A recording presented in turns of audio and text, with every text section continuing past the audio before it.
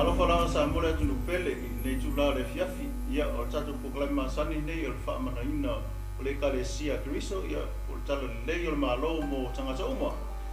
Ia ia le tu nei fiafi o tatu to mo sa no fa au ia e fa au ina tatu proclame. Ia e mo lava o le ata ina tatu stalo ia on tatu amata ile nei fiafi fa tele lo mato tua fa no mato li Yesu Kristo o se ngano pa ia lo mato Hallelujah. Fafitai ono o wa venga malo mana fa dia ne aso lo fa ma o lo fa ia te mato o mafu o ena mato to mafuta mo o le no le Hallelujah. ia fo ia tu vi inga ia te oe ono me o fa ia le ngata o lo fa mnianga le no mato mo ia lo fa mnianga le ai a to na yo mato uso a ke usiano ele ngata ia o le chino male ainga o le tua I tonu au kila nei ia o New Zealand sa mo so se va en le ko lofe o fai ona ma o mai nei proclame fa fetai fo ia to vi ia te o no ma tu mai ia la ma tu sa ni fa tino no ma tu vala wina le via fi pe ona vala wina I ma tu ia e fa so la o fionga tala le o malo ia I o ma tu tangata le ngata ia o fai o fa fo le tai ia o tai fo o luma so se aso ia le ngata fo ia I matou nei o ona fata wa ai o nisi fo o ono ngasolo mai ia malatu fa mai ina nei o nanga ia o le salo fa manuia I le o ona Mike ma le o nanga le di ia Michelle fa fonga lo tu no sa mo ne ia famia fo ia o ona fata wa matou ba fota ne ia tele mai wa tu vi ia te o lo matou tu I me o matou te fo ia ala ia Yesu matou talo amen amen hallelujah ia e mo bona patalo fa tu lo sunga teta ia ko lo sunga fo I le e pule nei o nanga sunga mai ia ia le ri fa tai no le no vai no fa ata ina fo no atu tanga fa tau va ma tau tu savan pari mai ia e fa ia se sao I le o nanga tara ino tara le o malo le tua I nunga nei o nanga fa tai fo I le sunga fa fa ngainga fa tua ia mai se no fo atofi o le Ekalesia nei ia ono nei foi mota o sa ni mta pena ina wa tatu fa so ina le upo le tua o nei o tatu tangata ia o fa talo fa fo I do sunga le fa au ia ia ma o ma tenga lu le la ma tu man kau ia ma le ho fi le nganga o fa tasi mai ia le sunga I le fa au ia se woti ia le ngulu va lu mo ma tu tai I matou senta yo tau ia leo matou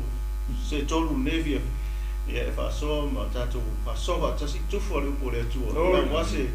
fa manga mo tatou ia tatou tu la so fa ngol ni ko yaso ia me si o le alu yo tara le o ma lo le tua I le rolang ia o nei la tula ia la tunatu I sunga I o nei ia e fa ia fo ia ni ala fa talofa I tatou tu pele sa mo ia me si ia o ona le tu fa tatu mafuta nei ia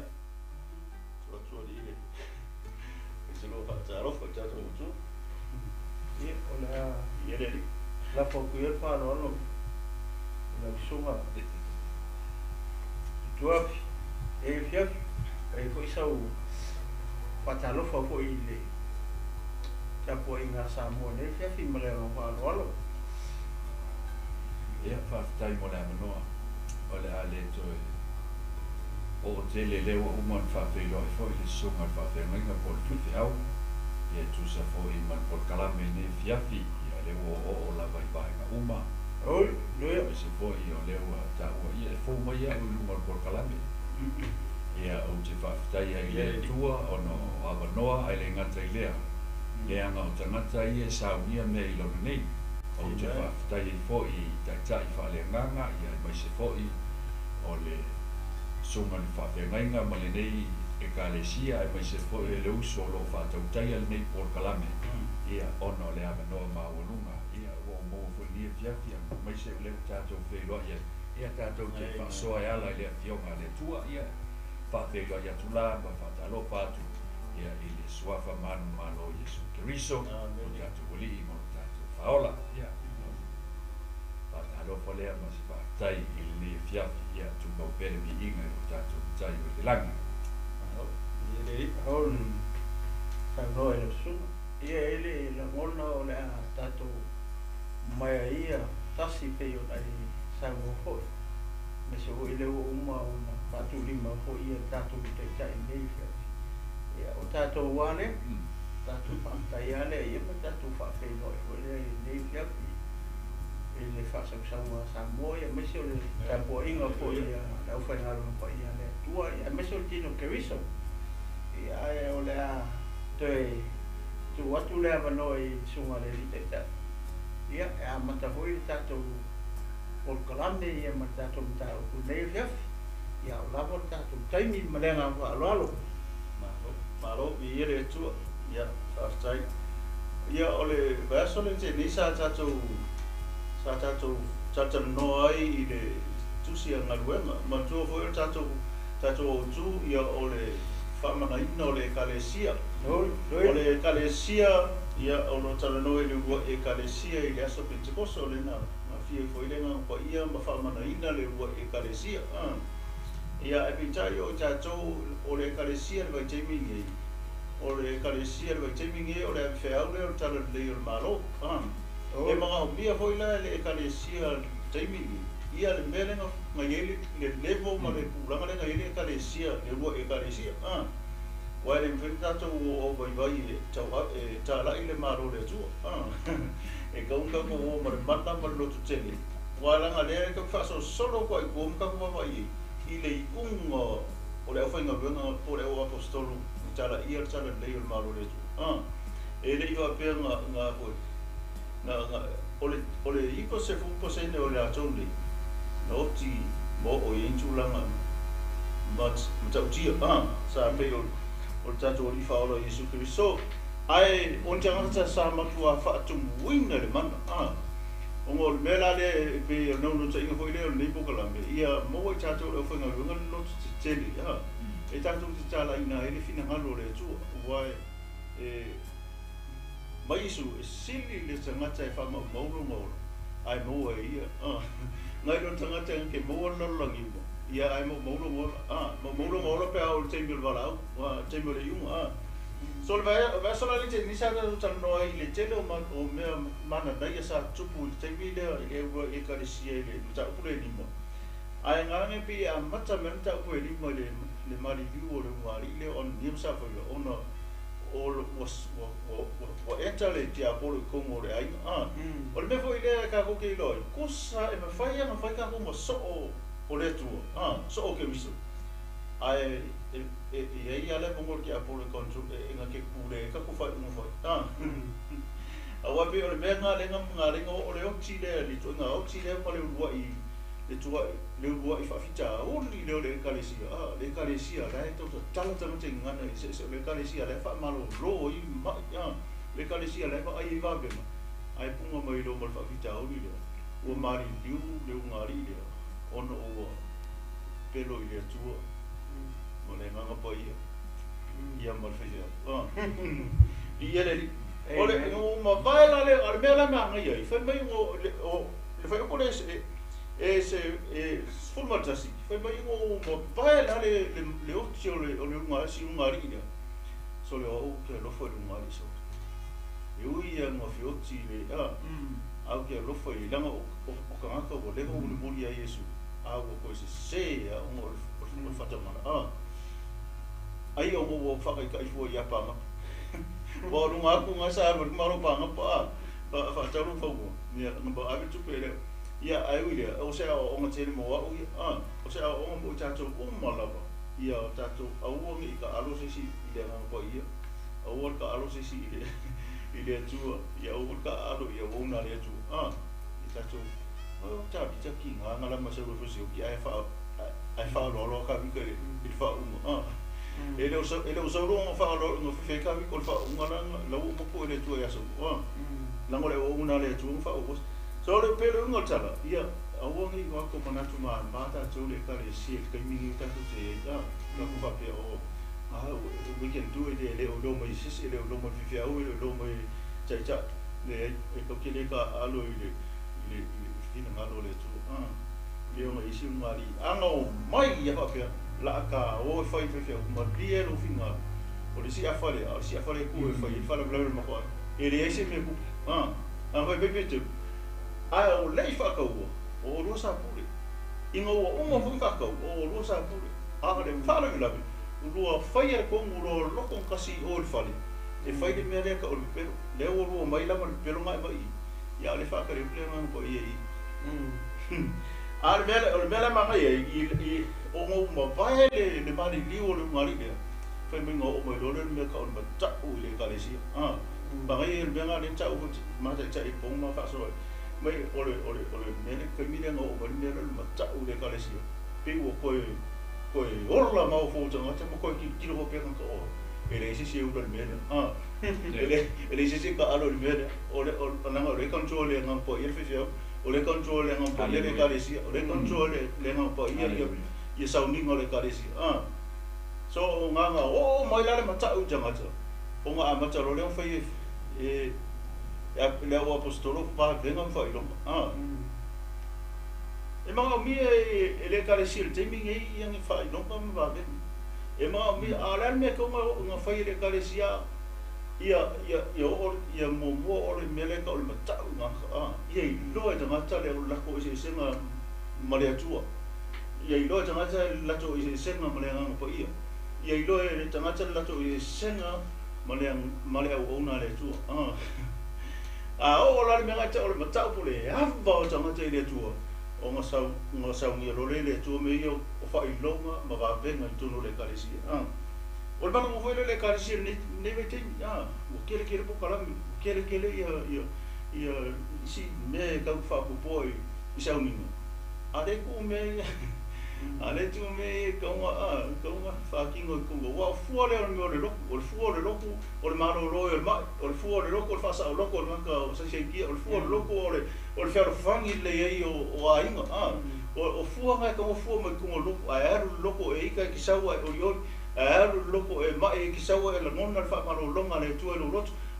loko la ki vai o le ai fo i kua i ki sawa ko i lumo o fua nga o le mele lot o loko o le kare o le loko pe ia yo fua ka i pe fua le ngan ko ia haleluya ia o ke la io me ta ua ia i la lo mai le le la atu i lo su ia ka ko mo pe ko fa ma ku me ta ua ia na tu pu le tai ia i va nga i ra pu le mai le tai tai no mo ka ko mo ai fo i le lava ia so mo fa mai o le si me ma nga o vai nga mai o vi ia le ekalesia le mo lo ingo ka le fa lo ingo lai le ma ka mo o vi mai aka so le esele ma nga yo vi fa ko mo ku rai mo esele ma yo ngi me ku rai mo o si ko ia inga ma ko inga lele sa mai o le mai se konfi le lo ma lo si mai o le bela fai o le fai o le Jerusalem le le fon ka kalo le loku la mai lo ma ka Jerusalem o ke le yo me ma nga ku rai me te minga o le nga te nga vi ia le lu ai fa mai kala ku spo yo fa o popo foi le ekalesia ia so ko fa popo sna e vai ki nga attack me sa ka ngi disiku ya kala ile tu fa ko e fa mangu ia ina ekalesia disiku piku ia o la tu o mai o e mai nga mai e malai ko ka singa me ka ma faka ma o ka ku o ia no faka ki el malai sa vali ku malo pete mai tau ai nga po lo ngia ka ngi le ta to pete ia ma malo lo o le mo ki ia asi so wanga aleluia ia le ria tu le sunga fai au solo vo ia vai ta u nga chele ma ia sai mo la lo pasta ona ole ta tu te ia i le ta pule lima ele foi au ta mi le na ta tu tala no ho ia le suma sunga tu afi ole ana tau o ta fa so ala i le nga le ona le ama ka mai e ma ka u to ile mele na tu puai o ma vai atu ia mele ia mele le o tu puite i ta ngata pe na e sa mo o ko le o ia ile la mona o ile o ta ngata ho i leo talitonu mana tua o le tapua inga fou le mea le pe ata tutu i sisi sisi upu e ese mai mari talitonu a tangata i utaia i la tau ia le tausia le tula fono taipeo la wali i e kau mai i o farosai o faitaulanga sili o satu kaio ese foi la tau talitonu o la waenga ngai le kalikongu se mea ka o skoe ku e fatula i mai le rua i ekalesia ma wa ai e isi talitonu ai le rua i ekalesia ma le le uku pe o bena le na mafuai ona ofo le waenga mafuai sia ona wa ai fai longa ma wa venga i o fai lima la o apostolo le ke mo i foi pule spuluan ta ku ale lima pa mai wa fai lima o le o apostolo fai longa ma wa venga tele luma o le nu o le ngu a ko so e include ai a sakukai o le au fai kaulanga ia male u ekalesia pe o mele na mafuai ona maofa ia tangata ai le ngata lai dia pe wala ona tatu fa solo mai ai lalo i mata se o le mana tua foi o i le na amata i loa ona pe wa mata ona fesiringi ai tangata ia le tantonunga le malengoa le o le ngoa le tala ia le wali o le ngoa Yesu o le ngoa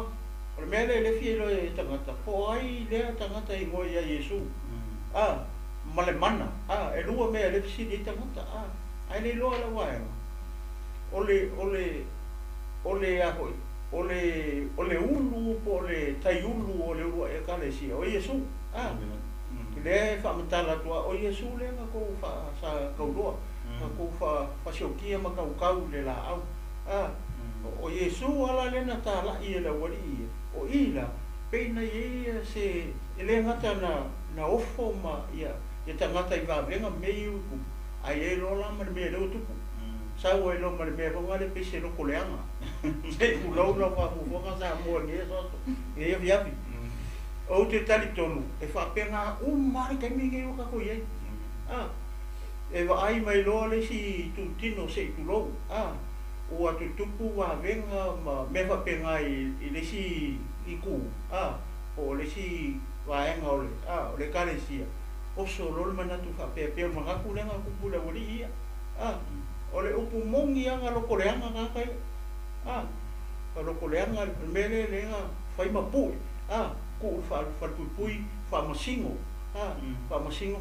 e reise mea e ongo mōri ai Faamamulu a kukua o aku la waria koe kala i foi le ingoa Yesu koe aku foi koe kapu e mai a le o le ngai o le kele o mau a venga ma mea na tutupu o le mea na ngā le anga ma koe afta ia la wali ia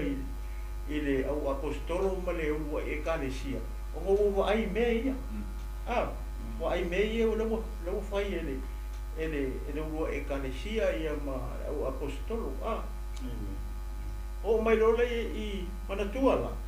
o le mea le na i foi pule na ta ua le vaso le nei pas le foi pule e tolu foi mai ua whalongo i la tou ona matualo toa ai lea o ai na haka ia e le unka haka o le ekalesia o le awali i o sa faitaulanga sili o sa tukai o mo le awali ko i e vai e manmat ai sea le anga ko i e le kusa male tula fono le e fou le la ko vai le tantonunga le mea le nga lainga nga ele ko inga mako fou le ele ngata ona ua le anga le loto ia me fa penga o upu sa o ngai a me la wali foi mai ua falongo ia to ona matua lo to ai le ua la to tau pule fasioti ia te la to vai vai la mere o ku o mere ku ai o mere le o plan la wali ai sia langa ese ia mere vai i le ekalesia ese le mea lai le taritonunga ma le mea lai o lai le loko e utaia e le kupu angi va venga pe o mea ia e le wa ai o Faamālōlō ai se mai e le wa ai o sawari se pipili e le wa ai e fa pe ka kala ku fai au a pa ua ka maroa uma pa ua fa finge uma e le se me fa pe ngai mo i te tonua langa ola e ai ku ora ka ku ora me le Ekalesia ora me fo ma poi se ona ora fa atau uma o upu le tu va vai la ye le fa sono mai ale I lalo I ole taimi le o fa luona po e le o I le au apostolo ai sa o lo la male I foi pule e tolfa o le ta o le tangata e ngoa ia kamalienu le fa mai le fiong pa ia le tu fa mai o le farsaio ai kilo la I tangata le o le tangata foi I sau mai o le mele o mai le o le ia o le farsaio o le tangata ngake kausia le pula fo e o le pula fo o tangata le le wa po e mai e tangata ia le apostolo a le mele le o manatu le o le ia e fai le o apostolo e fasio ai sea ma foi sea ona bo ai o tele tangata ia e le liu le ngata tele tangata e le liu le tonu mo fo le ia ai va ai tu foi le o pe o ai ko e foi e o le pe o ko ngau le Ekalesia o mai o ele kare ko mo fo le a ku le malolo ai mai ma fai va venga me va penga pe o le ata le na o le mea le kupu I nga rai ro na tu la I mai la ia le farsaio le fai lola na la un el fogo ava vai ele I poi ko Toronto fitu ko tolu wa hoi tu wa tu I suma hoi se lua fa so el kamalo le no fo ia mo o wa ai le kamalo le o kamalielu o sa o kamalielu o le foi mai o le farsaio ona o mai le lo wa uma fo fa uma la o ai fo nei I tu ai nga tangata I tu tonu o le loku ai utai e fo I farsaio le e le fa pele anga o basi ponto ga io e ka mai tangata le e ka mai o I la ke lo le ese senga o mea ka o farsaio I tu tonu o le Ekalesia a ke riso toke no I le la ka ko fa solo ko ila se mo foi va tu I sunga fai se e mai foi se la o fa so mo se la o foi va ai li ka le o fai e ko o le ka le kai pe uma ui ngor ka le o kai pe o fa se o le no liko te ngai ke mo o le yo le to fai tau ye o le me o le fa se o fia mala o sau ia Yesu ai sau ia Yesu sau le po le sau tiao ai se le anga fefe le o isi o for sai o ia o vai le tau le mele tau mo mori ya tu ile vai anga le o le story o niko te mo ele sau tiao o sau le po ai se la anga fefe isi o ngau so for sai ke o vai ke o ka wai mai e ma ala o ringa o le anga atua o niko te mo o fia mara malama le ngata o fia mara malama ai fia I loa o le pe fa fea po fe me mo mai su me ai tai pe la fai longa ma me pe o me o ai da o ri o le winga la o fa mta la foi le o le mele o fa sai ele ku kusa uma fa sai e fa sai e fia mara malama le tala le e foi le si fa sai o ma ko I kausi ar kura fo ele aru ese maga o ai oki ar kura fo fa sai o le pe o ma ai o ye le anga o le fa sai o le e fa alua nga mention mai le o fa sai o le tonu le fiam pa ia le pa fe o fa ma o ye le ka o pa o I ku inga ua ku fo I pa o e fai langa la o mo I kai mi o pa e te mo ma ia ra le su e o o le ngai lua fa mole a pasta fa maungia i tala le te fai atu e fa aluanga mention mai le ngor ka malo le tonu o tusi o ngai i lo ekalesia o le ngai lua fa mua ala lua ma tolu e mai maua ya lua se mai le usoi ma tama fa funga mai e la nei fa tu atu ia te o Paulo nga fa longo i la tau tala mai o ia te i la tau i kupu e pemu ona tali e lea ona atine i lea ona longo i la tau ona fai atu lea o ia o au lama o tangata i utaia na fa nau i taso i ki kirikia na tau sia au le nei a ai ua o a oina i lea o ngā kalami elu i le tonu o le tula fono a o tātou tama. Praise the Lord. O le kamaloa, o le wharasai, o le whaia o ngā. Io, e mkua kamai o le kamaloa, wai le koe mention e paului. Le koe mention e o i la lea o ngā lea. Sa o ngā i paulu. O le whai mailu mai kusia angaduenga. O le kamaloa lea, lenga ku inunga. Fai langa launga o se statement voi le ma ngai ala ai o le winga o la utala e le fa pe faro sai o mai e faro sai o fia mala malama e kalo le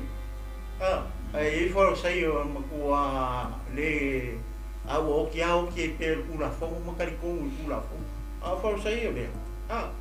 te lola i le launga le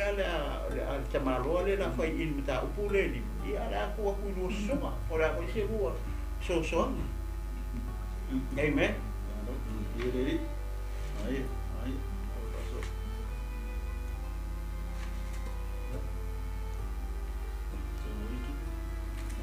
whaftai mo le amanoa au te le i o le mele sa sauroa i le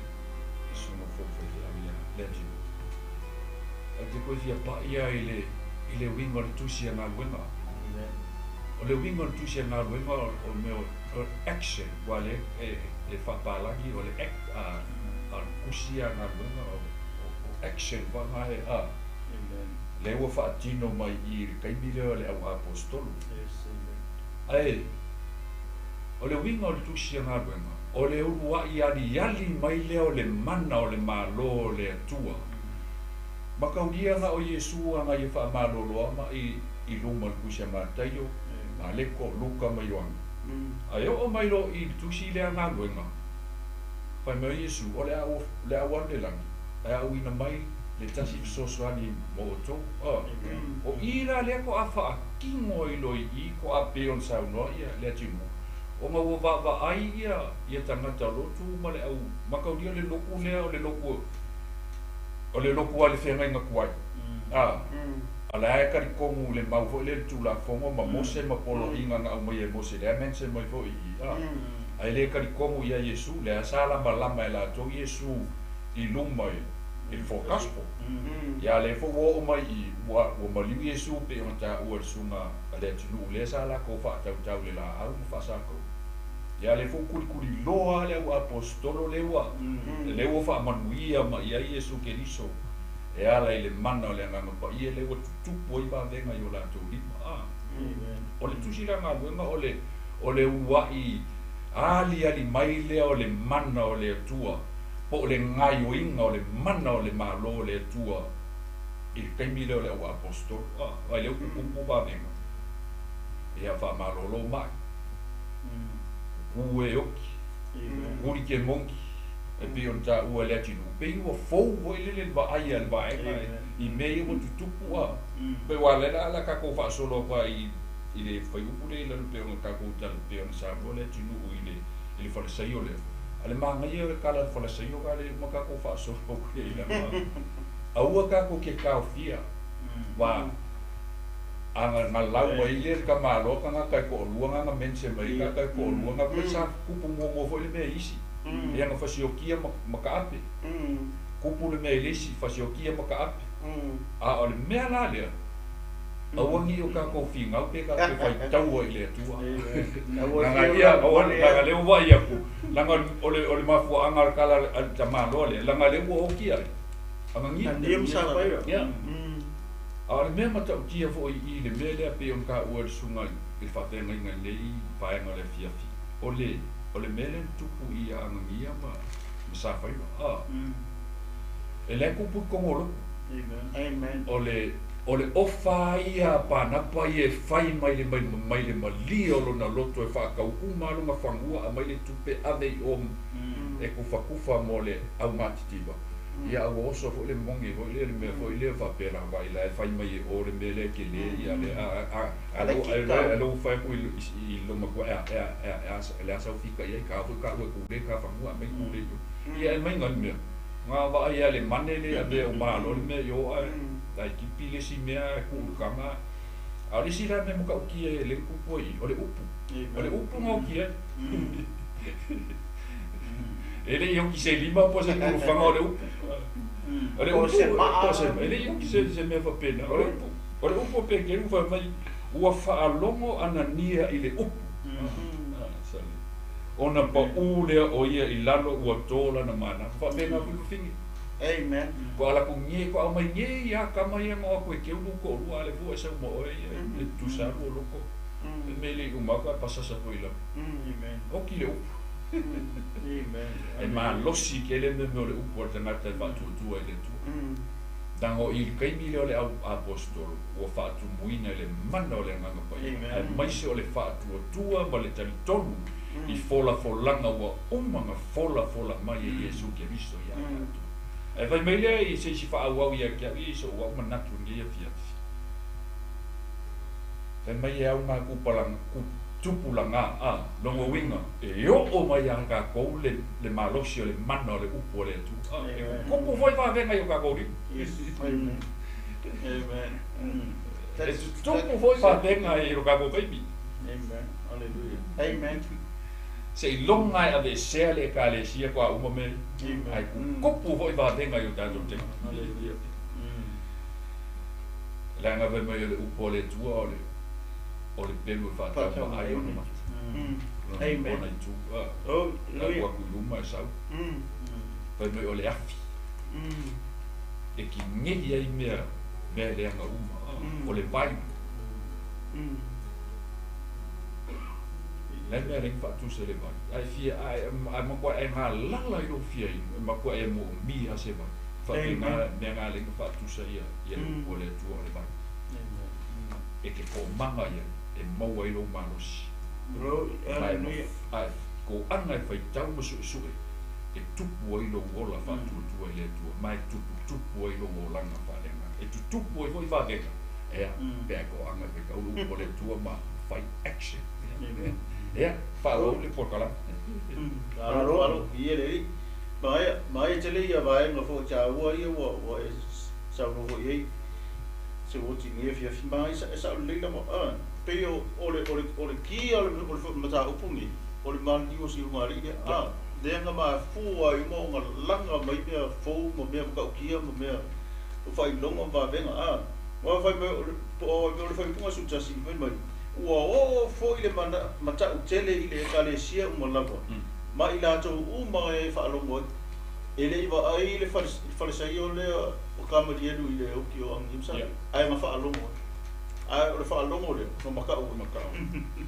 Nga makau, ai whai mai ua o le mata utele le ekalesia. A ko makaka uma whaalongo. Loinga kau mai. Nga le ekalesia nga kai nga loku le aso lea.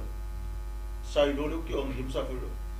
A o isi ka uma nga on fa longo mai o ka ve fia le ko sa vari ngai ko fa ele le va nga ko ko lua le ko sa vari ku fi nga o fa me o man ka ya o le si me o le oti o se oti masa o le oti fo e fo o e fo pe o mas pe o sa o nga o lua ko le upu ai se o so ka ri le o pero ai se pero ele no ko yema le tua ko ia ole pe ole nga le ke mai ele pa kala fale sa mo ia le tinu ole inga ole mele ole mata le ekalesia a ko mo ka fa lo mo o ka ese la ko ka po inga ese la ko mo a fa lo mo mele ko fo me pe me ngo ole ka fa le mele ole mata o kalkung se mai ave kama na le fa longo le malo lo ka yo le ku fo le o yo le akal fe me yo fe o sa vali fe e mai o fo le malai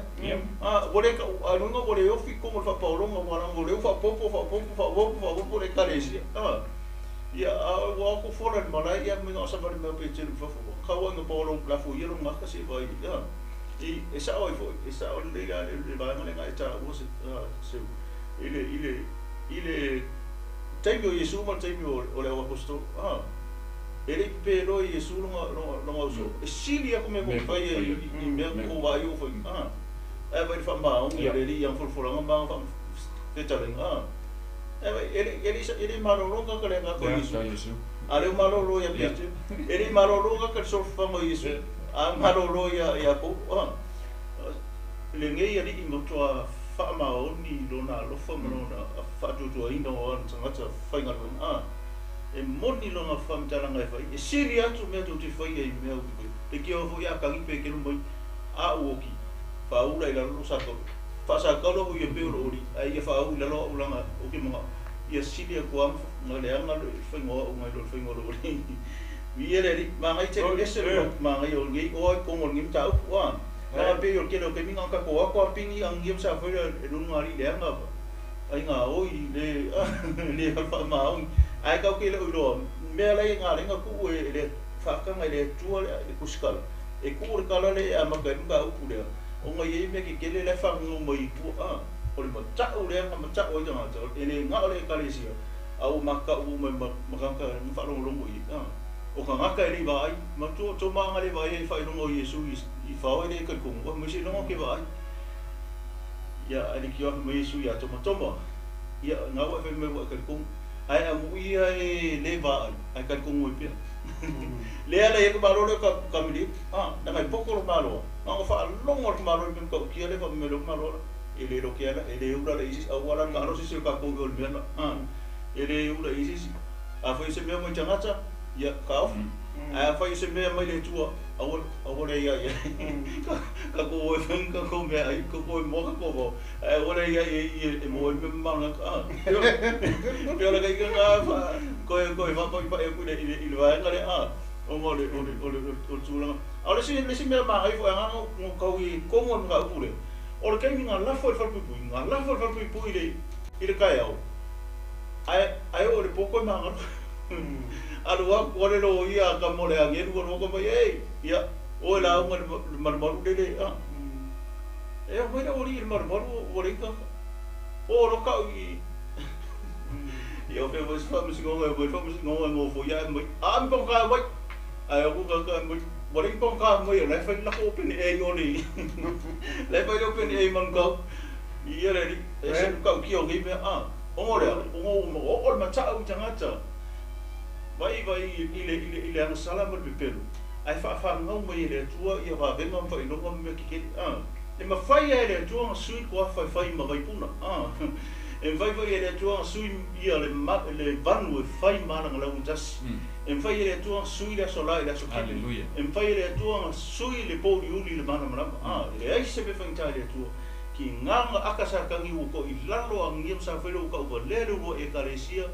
ai nga sa ungia le tua me ke kele fa i longa ba venga e fa nga mo ile loto pa tao tang talo wa ma ka u ga le fa ro inga wa ma ka u fa i pure wa ma ka u lo ia wa ma ka u fa msinu ia le ala nga fa i ku le fongo le la fa msinu o le ia arma nga ia ka la si ringa mo ma ko fa ia ko ngai mo o le no Yesu pe ai sa mo su o lesi la ko si ngai mai o ko fa como eu se lembra e ko o o ka o Yesu mo ran tala ia mal me mo ninga fa mai o to fa ia o to fia fa o mai le toto le na tanga tai no ia ti matu se vai dai o le ka mo foi o ia mama ya la ko ga ka ngala fa sa go na o ga ka ngala fa sa go le fa sa ko le o pu ia pos ko mai o Yesu le ma ko ku la o ia nga ya nga pe o mangi ku pu mo le kali mare mana tele ni wo o mai le Ekalesia pa ba ko ko fa o fam kala mo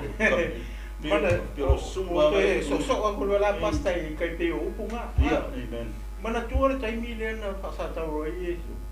Na lafu le o le upu wa pe. Ye lunga ma to ulu. Ye le toto.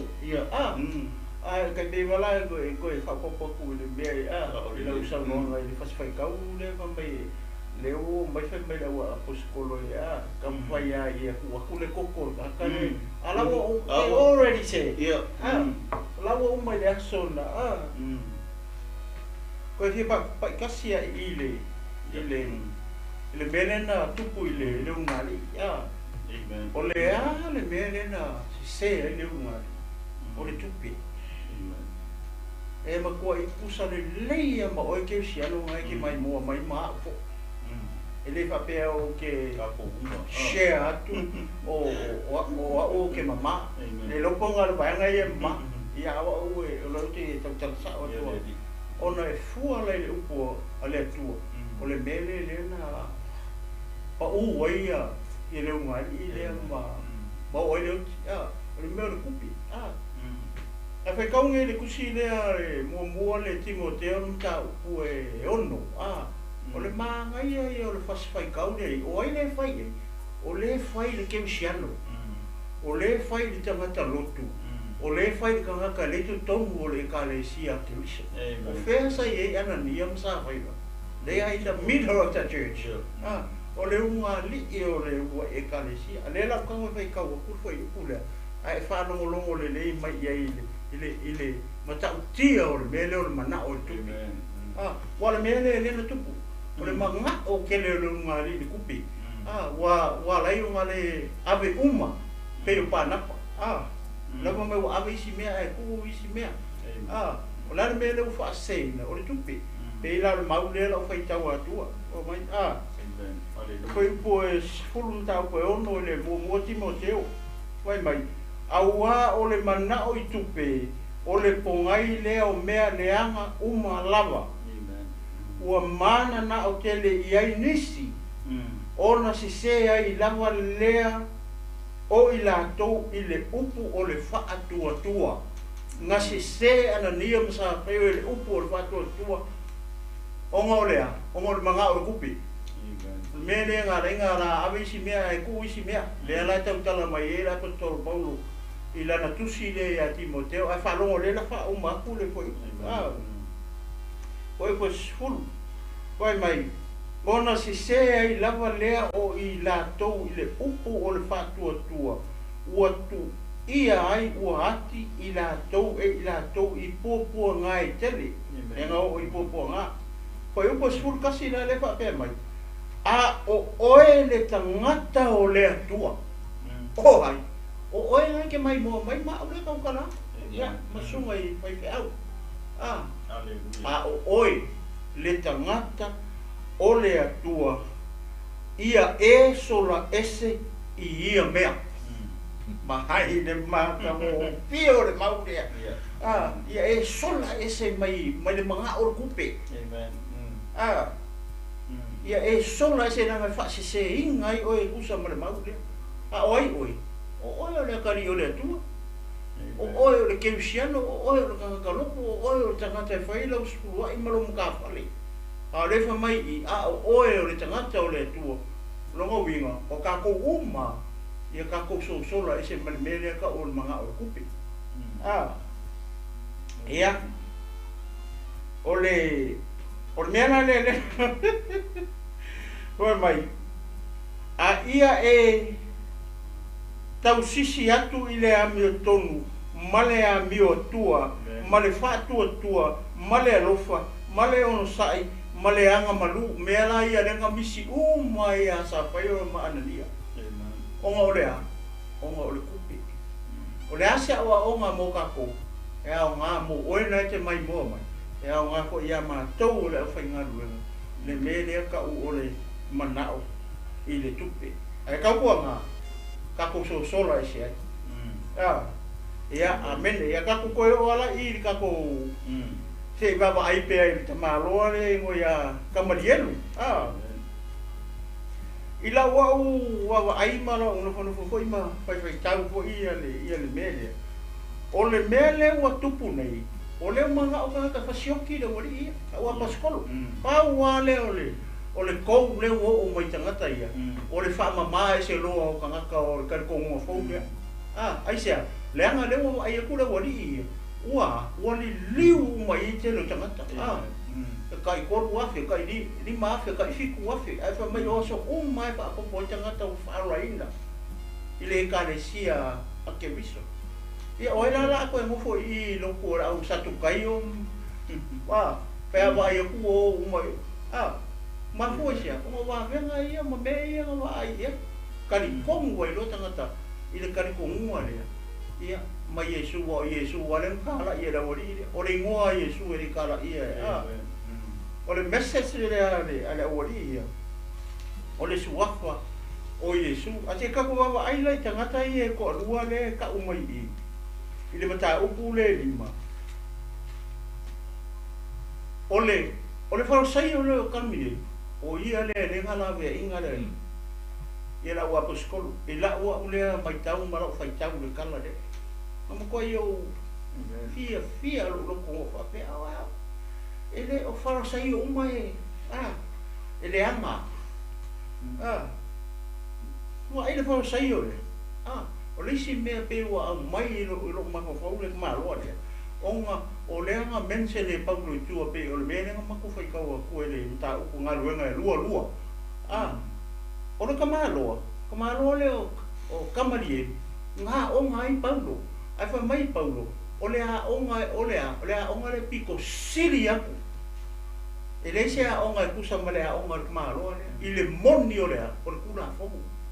o paulo la ele o sinka mai ka paulo ele tu la fono te ia o wai mai o ile university ke le per ka io Oxford University pe o le university fa pena ho nei pe o le university o kilangi wai le alo fo i o sia tato watu nu e mai e ia o ma pe ia e ka ke ai fa pena ho la paulo ai la i le mele mo mo o le manga o ka fasioki la o apostolo ai ku mai lola ka ma roa le lu fai lo ma o le ma ngai o le si me te lo ai ele ai ma se faro sai yo e mala malama ile ku nga io o tangata Israel se va ngara ka ma roa le ele pe ya me foi to ina to mo se mu ma como se ekalesia se ko inga fai upu se ko inga ka mai a la unga e alu i kua e ao mai kua e fa longo se la unga sikula fale ka mai e ke fa longo e alu i kua ke kilo la unga malo nga alu ka malo i kua kai mai ka kai al fisidi o feo i ele ori i nga pisi solo i mga e fasioki au so le mo se si la ku i lo me le nga o kamarielu nga kilo o kala mai nga muare mu le me nga kupu nga mua ele i loa ele ori i ka wai ma pa wa le ka nga ke lo le history o Israel le ala fa ku fa folia le o apostolo ai se ia fa sanga mai lo le ma lo ele ori fa i lo la i le kala pe o le kala fa masingonga le ala mention mai i ele kamalo i tangata i to lua pe uma samua ku ia ia sungo fe fe ia tutu tangata la i ko o le ngo le si o tiu ta o le isi o yuta e ko lua ngaka le mention ile fa makalanga le kamalo ai le ma se si o ngaka i lo ke lo le ma fo i ko i ku mai me kupu i ku mai se ka fa ma ngi ai le mele o le loko le kamalo wala nga manga ku va be kamalo le nga wa i kamalo i va be amen that's the main point o le mele i lo wa uma fa nga la nga ku lunga kamalo fai la nga la uma fo i ku o nga le fe kamalo ai fe i for sai o ia va be o fi nga lo ngi o fai ka o le tu le ma ngai o le au mai ngai ele kamalo kangaka I ko alua ai send la message o le message o kakale ngo ia tiuta fa mai ia o fa mai le li o ia ia o ia sili o langa message nga makua fa penga ho ia so buanga ngi e sa wale si kanga kai kong o le loku mo pa ia mo nga sa ule I via tu lo la fa fong sa mo manga o ia sili ia fai mea le kare si manga o la unga ia e fai ia o la me that's a wrong message o la me nga o I le fa me la lo I fa mai ia ma fa si o kia o inga fa si o kia la wori ia fa si o kia la wori ia manga o le manga fa si o kia ia la o aposkolo ko sa wi la lo I le sika maka le e se fo la nga ia message o ka nga ia fa si se ele mu o ka le ngo ia yuta ai fa mai sa mai kali la ia o pekele e mane ko pore pe vesia ile uru ia Ekalesia ai vai o kama ia pe ar kala push o pero fe ka manga winga mai ele tua o ki mai Jerusalem ma fore fa si o ki amaka ai ele wali ia ma kai pe foi la le uru ia apostol kai pe foi la o tiuta ia marga kare mo ia yuta le sa mai kali la ia o fe me nga o ia nga o ki fo le ma ngai ia o le la unga le tamalo le la unga le tamalo nga la ve inga le uri amen ala ve inga le fa matalanga le ar ko in ila o ki kilo o ko inga o le fa sai makua ke le lang ko fa nga ke lo ku nga lu ku le ko inga mai ele kana le ai tu mai lai lo ka ma fo lo winga o le kau ai ada awali kau ai ma ale I marfia fa sio kanga ele ma se lo se me e fo mai ko lo ko I kai ale la o mai ma kau ai la o apostolo ma sa lo le foi punga foi mai le kala ko ma lo foi punga e toluan o le nei o te fai atu ia te o to eu ko Faamamao ma nei tangata ia ma ia tu pea ia te ila to wai aua a fai o tupu mai tangata le na sauninga ma le na ngaruenga e faa umatia ia o ai le mini e foi upule o le mini lunga ia tu itamai mai uta o le menga o le wali ia me le na ngaruenga ma le menga na fai ngai ulenga ma faa umakia e le mini e foi upule le mini e saunoanga le ale le tala le ale farsaio le mini lunga la wali ko lua ai saulo I lalo I foi punga e tolui foi mai ai a fai o tupu mai le tua tou tele ma fai ona fa umatia ina ne I loa o outo fai taua I le tua la nga ma fai la wali ia ki ngai le Ekalesia se o mai le so ngai o le kan le ai le wa ka ko fa awu le wa ka ko fa awu e wa le ko e ka ai ana ka ko ka ngi ma awu ka ai upu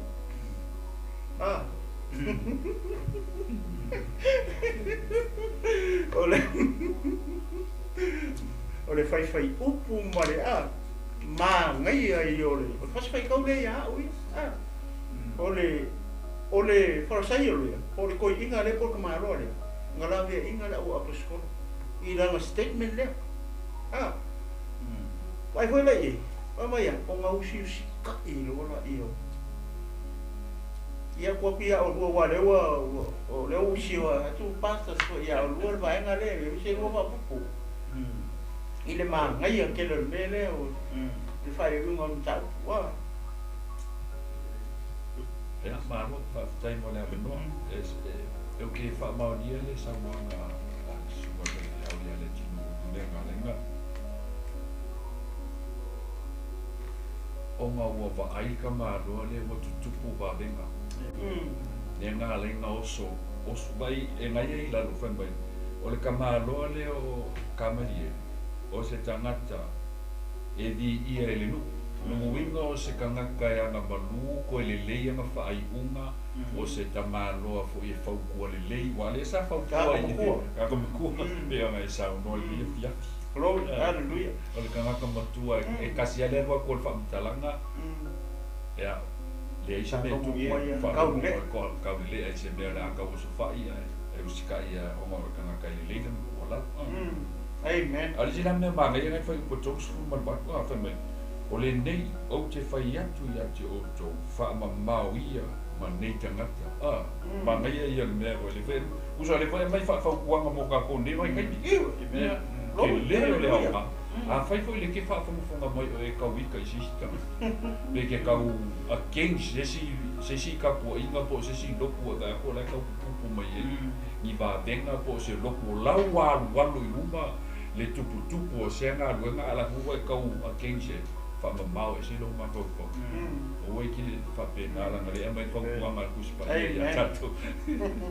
E au ngā voi mō mātou. Rol.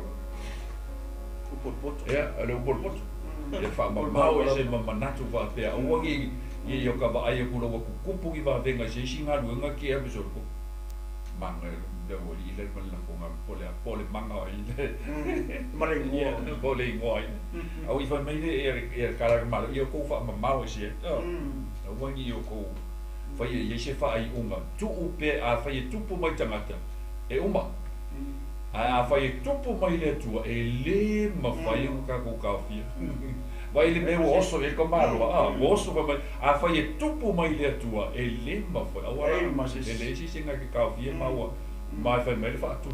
sanga te maro lo winga o ka ko fai ka o ile tua o ka ko ke ile tua mo lo fina ngalo le o tupu ka mi ola forse o le au apostol e ma ka kia le mana ia fo ia mai se e au mai hengia o nga mota tu o vai nga mana ia fo ile a fai e tupu mai le tua e le mawhai lana kau e o foi lani por kalame Amen. e o foi lani TV e o foi lani por kalame ma le TV e mai se ni ngā luenga o lo kako ngā o lo kako wa kako mai ka ki whai ngā luenga e momboli e kulfina ngā lo le tua a o le mea e tupu mai le tua e kupu mai fa solo i lunga ma tupu lau kele ma manguia i fina ngā lo e mai se foi e fa la tele voi la kamai o le suma o lo insinia ma le fole o taia le suma le ni pule ma le por kalame ya ya ma le mai le tuaria fiati fa o ri kia uma le houtau Amen. Ia le li ma Pe le pule ka misi i pole a o le Faamamau mai Faamamau lo Maia wa pe o le vai muli muli le tau. Ia e makua apala i sa o e keimingi i le Ekalesia. Makua le Ekalesia keimingi i ke le whai o whontanga. Whontanga tina, whontanga tama, whontanga le Ekalesia. Ia le kakua i le maa mai mono ngaka i le mea lofa le o upol marmana. Oh, hallelujah. E kasi alkala ngoa aku pe wonsa ngoa ia seut. Kasi alkala ele kelengi upuka. Ele kira kala le kira ele umisa forsa ngola ngol malo nga ku por malo fa ka o ku nga ben ponti e do ka sa ka ko o ma burburi nga ka ai o fa mutia o le power le ka pe mo sa blau ka ele fa ele ya lu se malu se fi ka fa ka pe fa sa lo ia se o mai lo ingo mai lo fa me a le mela le a fa ye mai le tu ia ele ka ma mai ke mo nga ka ka ula ia nga sa nga ile tu Ele Valentina. Lo inga i foi le falo tele tato le Ekalesia. So se mega ko ke foi mo le tua. Pe uno mai inganga, pe fai ki mai inganga, pe ko foi nganga ka pe. Ele pe. Ai ko mo mo tato te mi mo ro te mi. Ai sa ngia le tua le sia ma tu na ai au ma tu na. E fa ko o ma le lulu ina foi fe au le o le malo. Pe ka ko le na. Ingo ko le na. So vai la o le fai upu le pisinga ma po i fa alo ko kele inga ia fai mai o le o sika ngi la le i ko inga le fai mai o nga bakulo le so o sasa al fai upu la fa kasi mai ona o le i la tou nai lumo le fono ua oli ina ua ta ua nga ina i la tou i le fa le nga ina ona o lona suafa pe suafa le Yesu le fe kai rau ri ale o kama o paka ai mai o ia ka go ia nga ngai kolu ngai upo e fe la wa i kumol fongo ka apelo ka ape fi faskan ka sina ale oria nga e vai nga manga o kengia ma fasa sasa ai o mai ona o le mare o ka wa nga inga ila ko le fa le inga ola o mo suafa Yesu se vai le mari a foi ngai uno hanga ia a foi ngai ele fia se pere fi o mole o roku ia a foi fi mai le tu ina o sia wa nga mi di ia le ri o le o nga mole ke nga vai nga pere fi o mo foi le langi ia tatu po a foi po ta la tanga te fai ia ko ia o ma mo tatu ni ele mo se me ke por e fu vai sasa ele pe ho ka o ele tulu le sesu ele ia se ka ko ngi se ma tulo ia nga ngai kala nga ngai upua ngai Facebook ngai message ai no Facebook fa ari mai le fi ori sna ai ele ka ke o le tulanga le o ele o apostol le nga chen fa pui ia vai sa ungia le tuale o la merina le sa ungia le tuale angeru e ave fa fu mal fa pui ai o ka o fe au la ngala ko in ka o fe ai le nga tele o ko mai fu trap mai la wa ngari fu ai sa ungia ho ele angi ele tu kamari e fai ma pulvanga ke le o le ngalwa al kamaro le fai o le afta fu le ke wiso Yesu ya ti tato o nga sa Yesu la be ai tato mai bari be sa kau ka ko o ka ko sala mo ka ko amio le ton ai sa unia le tulo na lo Yesu Kristo la be ka ko pena ho le ko le ui o lunga ko nga mau o le sa ui le o kau di le o mai ma le no ko mo ko le o ri ko le sa ui le o mai ma ai e fa mo ki le o apostol ia ai sa unia le tuo i kamali ia pe o ta o fo ele o falsa i uma ele o kanka uma lo langi le anga mai ka ia oi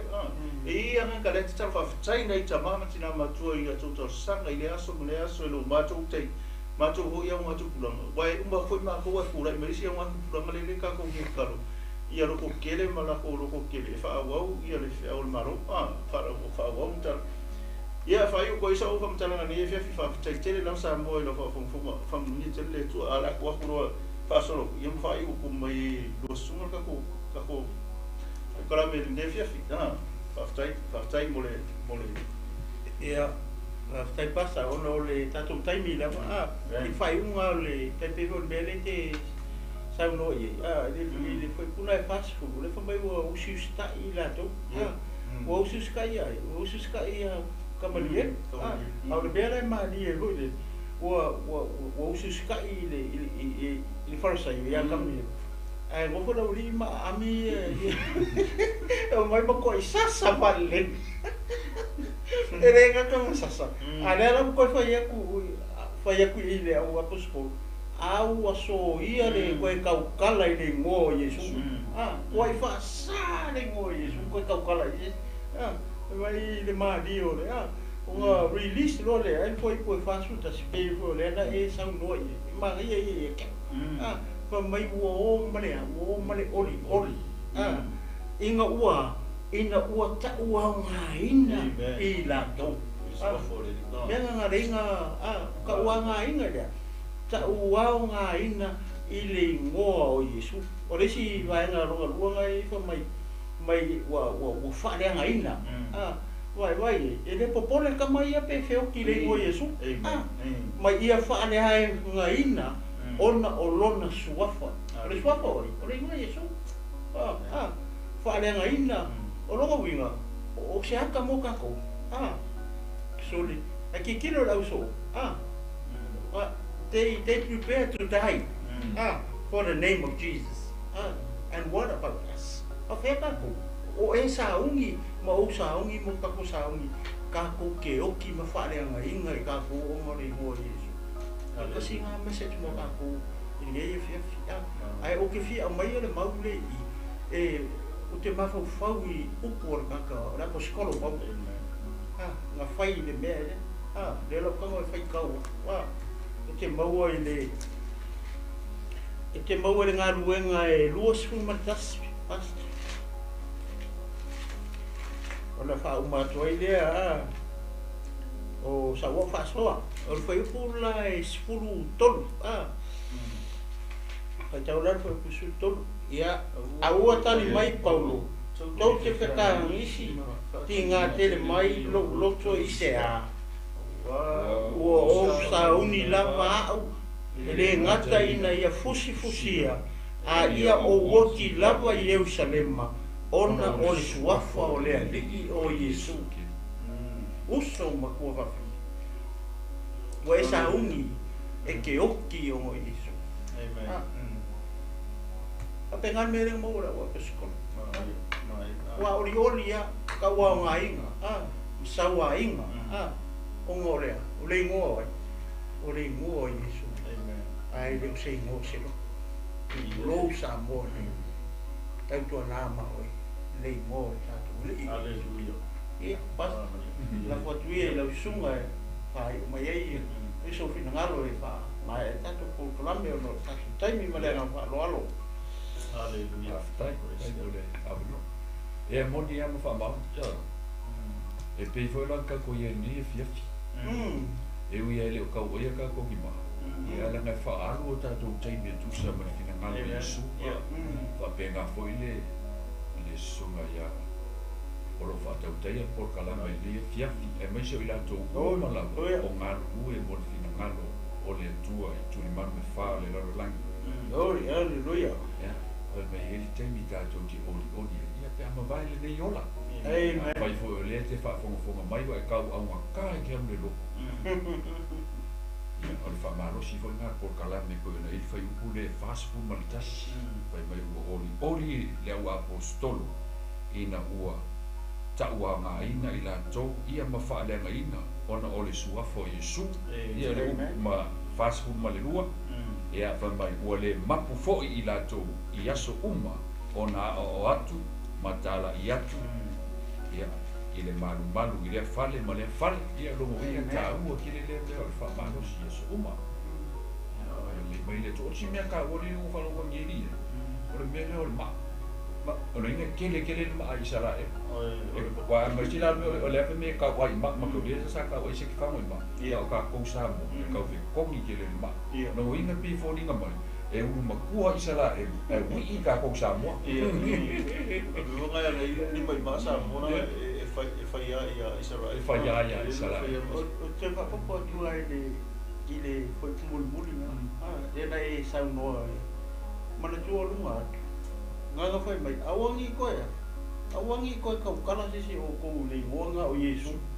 ai sa foi mul fa mai ya wa kili e nga o ma fora nei ngo Yesu so mai de nga kai mi ngi por ka ko kai mi Amen. ya kai mi le o tato ya pa suma fa yo ka por kala ya Ja, die hele tour van de tele labo ne chef van de tour soma mo taimi fa no ina ya me se foi. Ja ole tato ko kla me ne fiaf. Tu te no la fa pe yanga ko lo lo i. Il ne va en ole o to sama to vi hele tour fa li fa i wata to sta talo ya mbulenga fa de tele la fa de sa mo tali o lo kla me mo to lo me se foi o mo o ai fina ngalo. Ia fa tai fo ile suma i pule o nei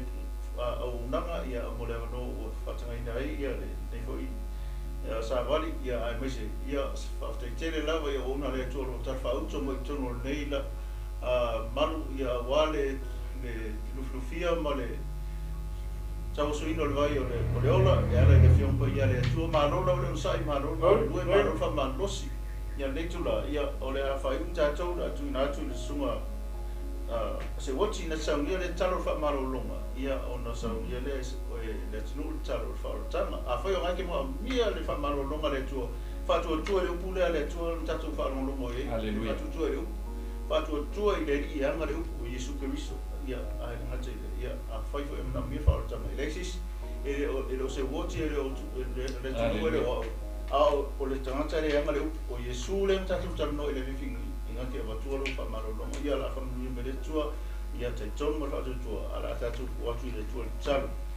Hallelujah. Thank you Father. Thank you Jesus. Fatu tua lo loto ile tua Yesu Kristo.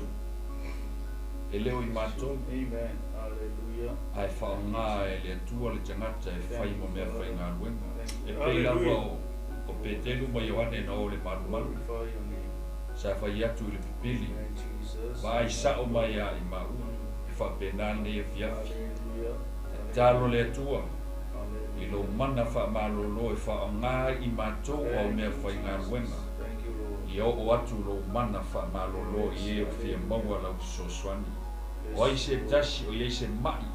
O mata mai pe whaanongo mai le ia fiafi. I le suafo Yesu Keriso. E whaatonu I nai le mai. E aro ese mai. E whaai noa longo manu. E maise o le whaamaoni o Yesu I au folfolanga. Ia I mātou e pei. Ona whaatino le au apostolo. Mātou tālo whaatasi matu inatu o mātou loto I a te o Yesu. O I se tasi o mai mo o mia le whaamalolonga. Ia pai atu le mana whaamalolo o Yesu Keriso I a te ia. E malolo ai o I e lea fiafi. I le suafo Yesu mātou tālo whaatasi. Amen. Amen. Sau nia le talo le whaarotanga. Ia fiafi le. A whai te vitaria Yesu. Ia fiafi le. Ia whatutua I elu roto. Sau nia se talo. Mo oe mai tato umane fiafi. Te mā. E le fua la upu. O le upu e whaatau ma ai o nei tū. Mātou talo nei fiafi te mā. O se ua whalongo I la upu nei fiafi. Mataria o Yesu e vea marima whaola. I lona soifua moro mātou. Te mā. Ia mo moli ma moli o atu e loa nganga pai. Ina ia whamara malama. I lona loto lewinga moni o lau upu. Te mā. Mātou taritonu I lau upu ia whiawhi nei. Tau talai o mātou mutu. O le upu le ola. Mātou te ola ai. O lau upu o le upu moni. Mātou talo le ia le whiawhi nei. O ai se ua ia talia. Lau upu I le whiawhi nei. Ia ngale le iatu anganga pa ia whio mai. Ia whapena o na whamatala loto. Ia ai o loto ma whina ngalo o lono. O ai se isi o la ngona le wha vai vai. Ia wha malo sia e lau. Amen. Le ia o matou tua. Ta maa whaatai o nei am no le nei fiapi. Whai wina nei wha moi moi ma le nei po kalame. Ia fo ia tu pere vi inga I lau fio. Ina ia tele ma mau lunga ai le inga o lau fio. O se upu o mātou tala ia nei fiat ta mau le tusa ma lau whafonga. Ia wha mangalo lawa I mātou o au o ona. Ta maa ia wha manuia sunga le li pule. Ia mane nei fo ia la leo. Wha manuia fo I le au uso. O lo ta pena masauni mai e so ina. Le nei se au le nei fiafi. Ia iai lau whaunga I o wauna ro mātou. Tua te maa nei fiafi. Ia tu mau mai pēr whatau wa I lunga o I mātou. Ma ala o le mātou ia fo ia tu ia inga. Ia mua ia muli lau fio nei fiafi. Tanu saunga le mui a inga. Ia mātou whafo ia tu pēr vi inga. Fio te maa nei fiafi. Ono loi ngoi Yesu mātou te talo mwala au tu nei. Amen. Amen. Amen.